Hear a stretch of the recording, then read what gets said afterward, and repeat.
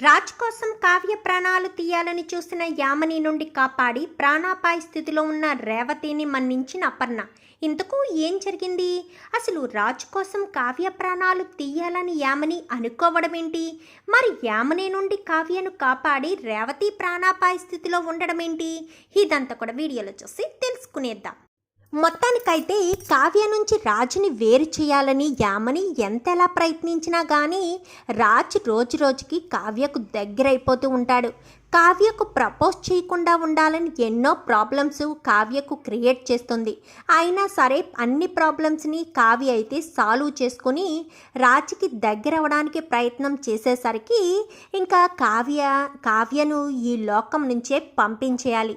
కావ్య ఉంటే ఈరోజు కాకపోతే రేపైనా సరే రాజు ప్రపోజ్ చేసేస్తాడు అని ఇంకా యామిని అనుకుంటుంది. ఎందుకంటే తన తండ్రి తన తల్లి కూడా ఇద్దరూ అప్పటి వరకు రాజుకిచ్చి పెళ్లి చేస్తారని ఎంతో సపోర్ట్ చేశారు. కానీ ఎప్పుడైతే రాజు కావ్యను కోరుకుంటున్నాడో వాళ్ళిద్దరి మధ్య భార్యాభర్తల బంధం ఉంది కాబట్టి కావ్య మెడలో ఉన్న మాంగళ్యానికి అంత బలం ఉంది కాబట్టి సో వాళ్ళిద్దరినీ విడదీయడం అయితే నీ వల్ల కాదు.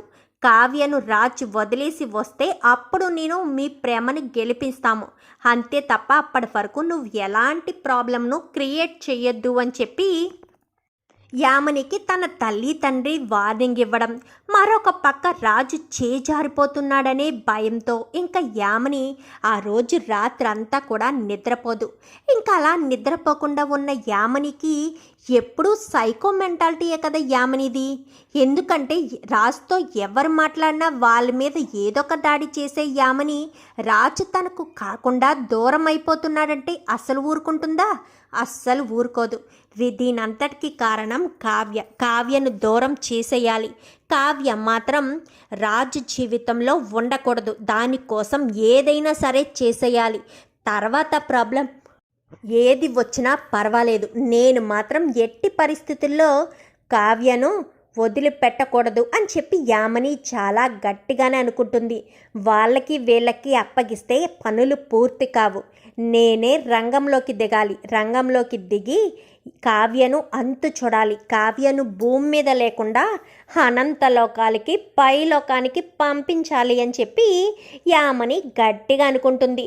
ఆ విషయం ఎవరితోనూ డిస్కషన్ చేయదు. అటు రుద్రాని వాళ్ళతో కూడా డిస్కషన్ చేయకుండానే తను నిర్ణయం తీసుకోవాలని కావ్యను అబ్జర్వ్ చేయడం గమనిస్తుంది.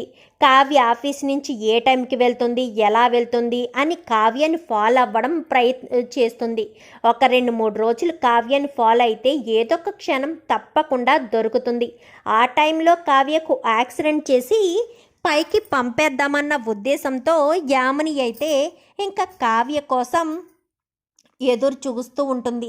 ఇంకా అలా ఎదురు చూసేసరికి ఇంకా ఎన్ని రోజులు చూసినా కావ్య బయటికి రాకపోవడం అది ఇది చేసేసరికి ఇంకా ఎదురు చూస్తూ యామినికైతే కావ్య మీద ఇంకా కోపం పెరిగేసరికి ఇంకా మరుసటి రోజు అప్పు పుట్టినరోజు వస్తుంది. పుట్టినరోజు వచ్చేసరికి అమ్మ కావ్య, ఈరోజు అప్పు పుట్టినరోజు కదా, ఈరోజు ఇంట్లోనే ఉంటే అందరూ కూడా హ్యాపీగా ఉంటాం కదా, రామ్ కూడా వచ్చేస్తానన్నాడు అని చెప్పాను. కానీ లేదత్తయ్య, ఆఫీస్లో అర్జెంట్ మీటింగ్ ఉంది, మీటింగ్ పూర్తయిన తర్వాత ఖచ్చితంగా వచ్చేస్తాను. అప్పు ఈరోజు నువ్వు సెలవే కదా అనగాని సెలవు పెట్టానక్క, అందరితో ఉందామని, నువ్వు తొందరగా వచ్చేసేయనగాని సరే అని కావ్య మాత్రమే ఇలా బయలుదేరి వెళ్తుంది. వెళ్ళేసరికి రామ్ రానే వస్తాడు. రామ్ ఏమనుకుంటాడంటే అప్పు పుట్టినరోజు కదా, అందరం కలిసి ఎంజాయ్ చేద్దామని అపర్ణ చెప్పడంతో ఉదయాన్నే వచ్చేస్తాడు. కావ్య ఉండదు అన్న విషయం తను అనుకోడు. కళావతి గారు ఎక్కడా అని చెప్పాను. కానీ ఆఫీస్లో ఏదో అర్జెంట్ మీటింగ్ ఉందంట రామ్, అందుకే వెళ్ళింది నాన్న అని చెప్పనేసరికి ఎప్పుడు ఈ కళావతి గారు అంతే, వర్క్ అనుకోవడం తప్ప ఇంట్లో వాళ్ళతో స్పెండ్ చేయాలని అనుకోరా ఏంటి అని చెప్పాను. కానీ వచ్చేస్తుందిలే రామ్, పద అప్పు బర్త్డేకి సెలబ్రేషన్కి అన్నీ డెకరేట్ చేద్దామని అంతా కూడా డెకరేట్ చేసి అప్పుకి బిగ్ సర్ప్రైజ్ ఇవ్వాలి, ప్రతి ఒక్కరు గిఫ్ట్లు తీసుకోవాలి అని చెప్పి ఎవరికి వాళ్ళు అనుకుంటారు. అనుకున్న వాళ్ళు కాస్త అంతా కూడా చాలా హ్యాపీగా ఉంటారు. కావ్య ఆఫీస్కి వెళ్తుంది, యామిని ఫాలో అవుతుంది. కావ్య అలా ఆఫీస్కి వెళ్ళి తిరిగి వస్తూ ఉంటుంది. వచ్చే దారిలో అప్పుకి డ్రెస్ తీసుకుంటే బాగుంటుంది కదా, డ్రెస్ ఎందుకు, ఏదైనా చిన్న చైన్ లాంటిది తీసుకుంటే బాగుంటుందేమో. నెక్లెస్లు అది పెట్టుకోదు కదా. అయినా అది ఈ మధ్య వాచ్ ఎక్కువ పెట్టుకుంటుంది కదా. నేను ఇచ్చిన వాచ్ తన చేతికుంటే ఎప్పుడూ తనకు నేను తోడుగా ఉన్నట్టు అనిపిస్తుంది. ఒక వాచ్ తీసుకుంటే బాగుంటుందని వాచ్ తీసుకోవడానికి కావ్య కాస్త ఇంకా వాచ్ షాప్లోకి వెళ్తుంది. వాచ్ షాప్లోకి వెళ్ళి వాచ్ తీసుకుంటుంది. తిరిగి వస్తూ ఉండగా అటుగానే వెళ్తూ రేవతి కనిపిస్తుంది. రేవతి కనిపించేసరికి హలో రేవతి గారు అని చెప్పాను. కానీ ఏంటి కావ్య ఇలా వచ్చావు అనగాని ఈరోజు మా చెల్లెలు పుట్టినరోజు, అందుకు తనకి వాచ్ తీసుకుందామని. వాచ్ అయితే తను ఎప్పుడూ చేతికి పెట్టుకుంటుంది కదా, తనకు నేను తోడుగా ఉన్నానని నాకు కొంచెం సంతోషంగా ఉంటుందని. కానీ మంచి ఆలోచనే, పద అని చెప్పి రండి మిమ్మల్ని ఇంటి దగ్గర డ్రాప్ చేస్తానని. కానీ పర్వాలేదు కావ్య, పక్కన చిన్న పని ఉంది, ఆ పని పూర్తి చేసుకొని నేను వెళ్తాను అని చెప్పి అనేసరికి సరే, ఇంట్లో వాళ్ళకి పువ్వులు తెచ్చారో లేదో అని చెప్పి అనుకుంటూనే ఇంటికి ఫోన్ చేసేసరికి తీసుకోలేదు కావ్య, చెప్దాం అనుకుంటున్నాను నీకు, బయలుదేరిపోయావా అనగాని స్టార్ట్ అయ్యాను అత్తయ్య అని చెప్పాను. కానీ సరే అందరికీ పువ్వులు తీసుకొని అటుపక్కకి వెళ్ళి ఆ రోడ్డుకి వెళ్ళి పువ్వులు తీసుకొని ఇటుపక్కకు వస్తూ ఉండగా యామని కారులో రావడం రేవతి చూస్తుంది. రేవతి అప్పుడే ఎక్కడికో వెళ్ళాలి అని అన్నది కదా, వెళ్ళి తిరిగి వచ్చేస్తూ ఉంటుంది అవతల పక్క మనిషి లేకపోవడంతో.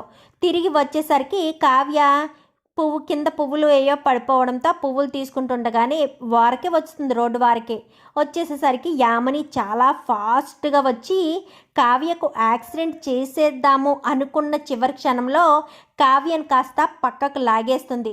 కానీ యామని చీర తన కాలికి తగలడంతో రేవతి చీర కాలికి తగలడంతో రేవతి అక్కడే పడిపోవడంతో యామని చాలా ఫాస్ట్గా వస్తుంది కదా, యాక్సిడెంట్ చేసేస్తుంది. ఇంకా రక్తపు మడుగులో పడిపోయి ఉంటుంది రేవతి అయితే. ఇంకా యామని పారిపోతుంది. యామనిని చూస్తుంది కావ్య. ఇంకా వెంటనే డ్రైవర్ అని పిలిచనేసరికి ఇంకా డ్రైవర్ వస్తాడు. డ్రైవర్ వచ్చేసరికి సాయం పట్టు, హాస్పిటల్కి తీసుకువెళ్దామని. కానీ సరే మేడం అని ఇంకిద్దరూ సాయం పట్టి మీకేం కాదు రేవతి గారు, ఏం కాదు అనగాని నాకేమైనా సరే మా అమ్మను క్షమించమని అడుగు, తర్వాత నా కొడుకును అనాథను చెయ్యొద్దు, ఇన్ని రోజులు మేము ఎంతో బాధపడ్డాము, ప్లీజ్ కావ్య అనగానే మీరు అలాగేమీ మాట్లాడొద్దు, పదండి ముందు మనం హాస్పిటల్కి వెళ్దామని హాస్పిటల్కి తీసుకొచ్చేస్తారు. తీసుకొచ్చేసి మధ్యదారిలోనే బ్లడ్ అది బాగా ఎక్కువ పోవడంతో స్పృహ కోల్పోతుంది రేవతి. గబగబా స్ట్రెచ్చర్ మీద హాస్పిటల్కి తీసుకువెళ్ళిపోతారు. తీసుకువెళ్ళిపోయేసరికి ఇంకా కావ్య రావట్లేదేంటి, అదేంటి ఫ్లవర్స్ కోసం కాల్ చేసి మినిమం 1 అవర్ అవుతుంది, ఇంకా రావట్లేదేంటి అని ఇంకా కావ్యకు ఫోన్ చేసేసరికి కావ్య ఫోన్ లిఫ్ట్ చేయకపోవడంతో డ్రైవర్ యాదగిరికి ఫోన్ చేస్తారు. ఫోన్ చేసేసరికి యాదగిరి ఎక్కడున్నారు అనగానే అమ్మ మేము హాస్పిటల్ దగ్గర ఉన్నాం మేడం అని చెప్పనేసరికి హాస్పిటల్ దగ్గర ఎవరికేమైంది కావ్యకి అని చెప్పాను. కానీ లేదమ్మా, ఎవరో ఒక ఆవిడొచ్చి అదే రేవతి గారు వచ్చి అని చెప్పనేసరికి రేవతియ్య అని చెప్పాను. కానీ మీరు ముందు ఈ హాస్పిటల్కి రండమ్మా మీకే తెలుస్తుంది అని చెప్పనేసరికి గబగబా ఇంకా అందరూ కూడా వచ్చేస్తారు. రాజు అందరూ కూడా వచ్చేస్తారు హాస్పిటల్ దగ్గరికి. వచ్చేసేసరికి ఇంకా కావ్య చీర అంతా కూడా తడిచిపోయి ఉంటుంది రక్తంతో. అత్తయ్య అంటూ ఇంకా అపర్ణను పట్టేసుకుంటుంది. ఏమైంది కావ్య, ఏం జరిగింది అనగానే రేవతి గారికి అని చెప్పాను. కానీ రేవతికి ఏమైంది కావ్య అని చెప్పాను. కానీ నేను అప్పుకి గిఫ్ట్ తీసుకొచ్చని ఒక చోట ఆగి మళ్ళీ మీరు ఫ్లవర్స్ అన్నారని ఫ్లవర్స్ తీసుకోవడానికి వెళ్ళేసరికి ఈలోపు కారు వచ్చి నాకు యాక్సిడెంట్ చేద్దాం అనుకోవడంతో కారుని కాస్త తప్పించి ఇంకా రేవతి గారే కారు కింద పడిపోయారు అనగాని ఆ కారులో వచ్చింది ఎవరు అని చెప్పనేసరికి యామని అని చెప్పాను. కానీ ఒక్కసారిగా అందరూ షాక్ అయిపోతారు. రేవతికి ఇప్పుడు ఎలా ఉంది కావ్య అని చెప్పి గబగబా లోపలికి వెళ్తుంది అపర్ణ, సుభాష్ వీళ్ళంతా కూడా. వెళ్ళేసరికి రేవతి తలకంతా కూడా కట్టేసి చేతులకయ్యి గాయాలయ్యి ఉండేసరికి రేవతి స్పృహలోకి రాదు. అత్తయ్య, ఈరోజు నేను మీ కళ్ళ ముందు ఉన్నాను అంటే దానికి కారణం రేవతి గారే అని చెప్పనేసరికి అవును, రేవతి గారి వల్లే అక్కకు ఈ ప్రమాదం తప్పింది. నేను అక్కడ సీసీ ఫుటేజ్ అంతా చెక్ చేశాను ఆంటీ. ఎప్పుడైతే అక్క ఫోన్ చేసి చెప్పిందో అప్పుడే సీసీ ఫుటేజ్ చెక్ చేశాను. చాలా పెద్ద యాక్సిడెంట్ ఆంటీ అని చెప్పి ఇంకా అప్పు కాస్త చెప్పేసరికి ఈలోపు డాక్టర్ గారు తను స్పృహలోకి రావాలంటే 2 అవర్స్ పడుతుంది, 2 అవర్స్ వరకు తను స్పృహలోకి రాలేదు అని చెప్పి మాట్లాడేసరికి సరే అని ఇంకా చాలా కంగారు పడుతూ టెన్షన్ పడుతూనే ఉంటారు. టెన్షన్ పడుతూనే ఉండేసరికి ఇంకా 2 అవర్స్ అలా టెన్షన్ పడగానే ఈలోపు స్వరాజు జగదీష్ కూడా అక్కడికి వస్తారు. వచ్చేసరికి ఏమైంది కావ్య గారు అని చెప్పాను. కానీ నన్ను కాపాడపోయి రేవతి గారికి ఈరోజు ఈ పరిస్థితి వచ్చింది.